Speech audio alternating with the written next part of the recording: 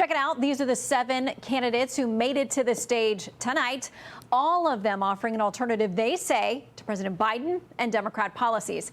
As you mentioned, Dana Perino will be one of the moderators, asking pointed questions and looking for answers. She's up super early this morning with a special guest. Hey, Dana.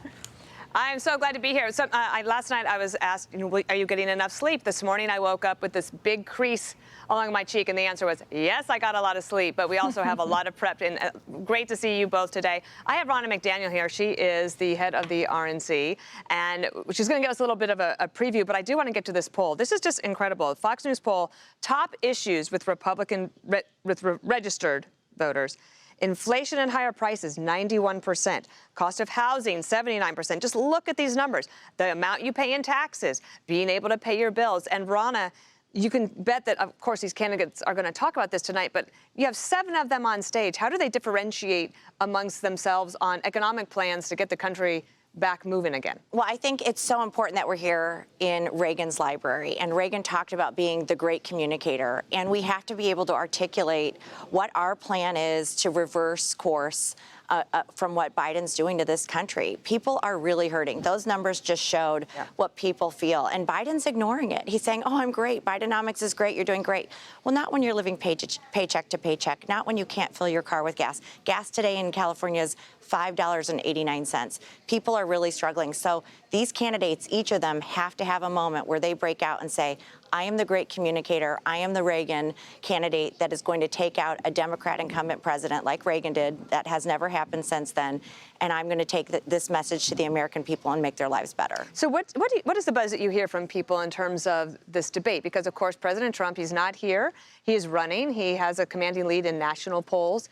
The state polls might be a little different, right, in Iowa and New Hampshire. So these candidates tonight are, what is their goal? What are they trying to do in light of the fact that he's got that lead?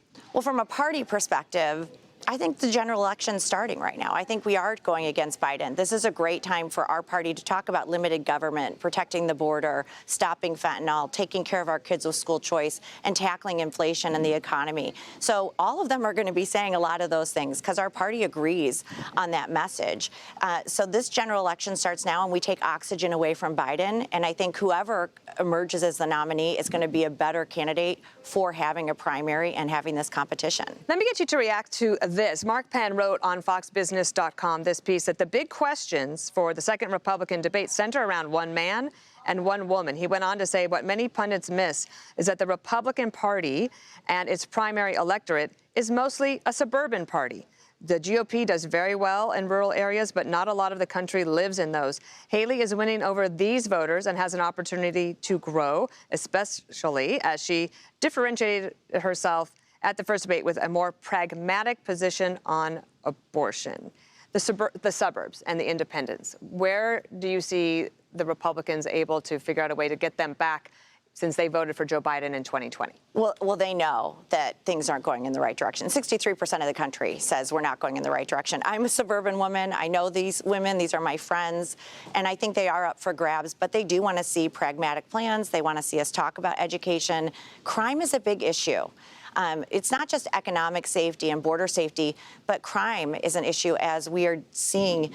We're in California right now, right? Nordstrom's leaving San Francisco. Target's leaving. We're seeing looting. We're seeing homelessness problems. We're seeing drug problems. I think a lot of suburban women are looking at this and saying, we're off the rails as a country, and a candidate who can articulate a plan for a safe economy, safe schools, safe border, and then also safe communities will win. I always say that you don't want to have to lose sleep because you don't think the government is doing its job. Right. And it does feel that there's this collective anxiety in the country that people really feel. Well, there's this aftermath, right, from this big defund the police movement that the Democrats embraced wholeheartedly, right? And now we're seeing what's happened with that. When we defund, demoralize, and demean the police, our communities are less safe. And what's happening now? Jobs are fleeing. These communities are being left in ruins because they don't have jobs, they don't have police safety, and crime is rampant. And this is what the Democrats wanted. They got it.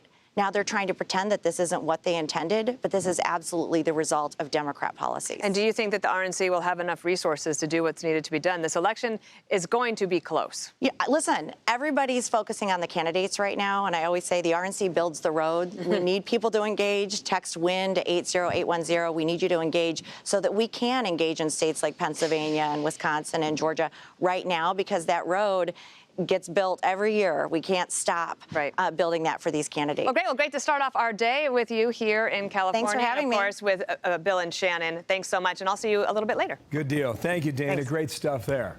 I'm Steve Ducey. I'm Brian Kilmeade. And I'm Ainsley Earhart. And click here to subscribe to the Fox News YouTube page to catch our hottest interviews and most compelling analysis.